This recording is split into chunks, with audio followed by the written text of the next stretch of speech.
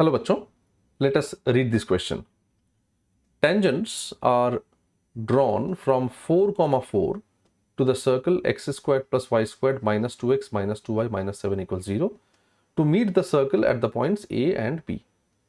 The length of the chord AB, this is which of these following four options? तो इस question को solve करने के लिए हमें जो की कॉन्सेप्ट चाहिए that will be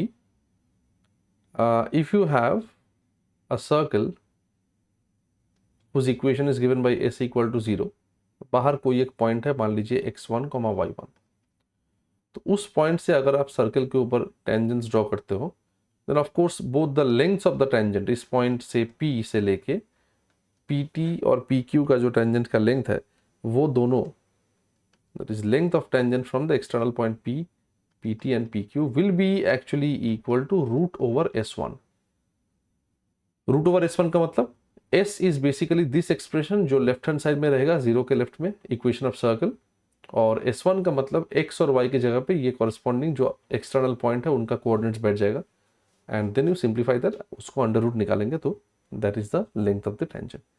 तो that and basic simple trigonometrical concepts apply करके इस क्वेश्चन को सॉल्व करना बहुत ही आसान है. जैसे देखो, in this question you have a circle,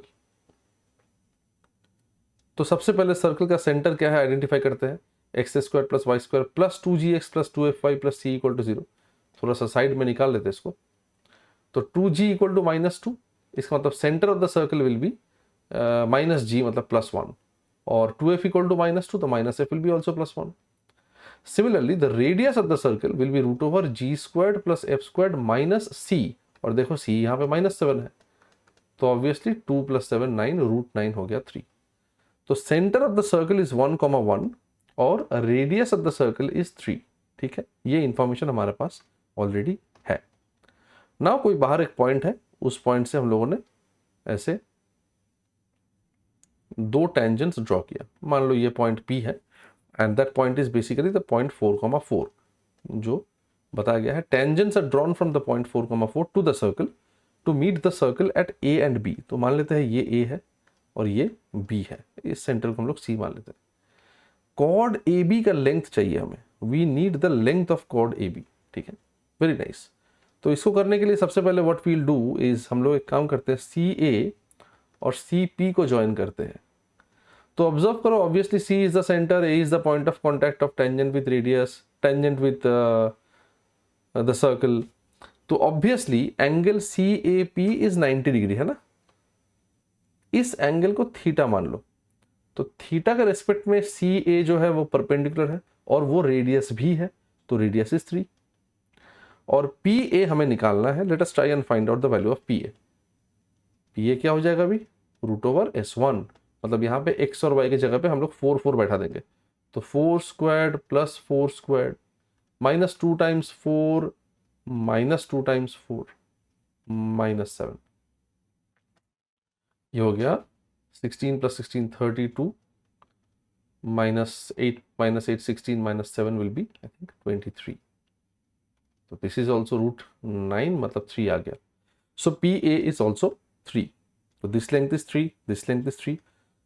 तो ऑब्जर्व करो कि यहां से हम लोग बोल सकते हैं कि tan theta will be equal to perpendicular AC divided by base AP.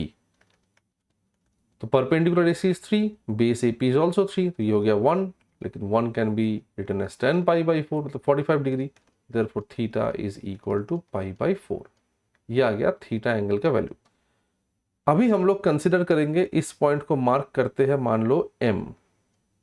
तो ऑब्जर्व करो कि ये जो कॉर्ड है, ऑफ कोर्स यहाँ पे C के साथ अगर P को ज्वाइन करोगे it will be bisecting this chord and will be perpendicular to the chord, जिसका मतलब AM is perpendicular to CP मतलब MP.